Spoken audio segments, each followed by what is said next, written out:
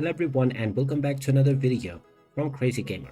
In this video, I'm going to show you how to change the controls within the Zenless Zone Zero game. So let's get started right away.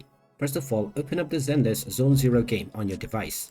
And if you haven't logged into your account already, proceed forward with logging in or signing up to create a new account. Once you are logged in, you will first need to complete the basic intro mission. After completing this mission, you will gain access to your main character that you have chosen, after which you will be allowed to change your controller settings. From here, you can just tap on the escape button and then click on options. Within the options menu, you will see the mouse and keyboard option. Go ahead and click on it, and now you will be able to redefine the controls that you use within the game. Just click on whichever control you wish to redefine and then tap on the button that you wish to set this control as. After setting up all of your control, you can go back to enjoying your game, and you will now immediately be able to use the control that you just set up.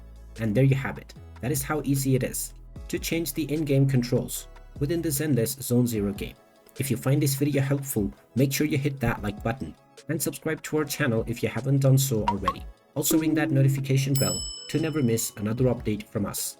Thank you for watching, and I will see you again in the next video.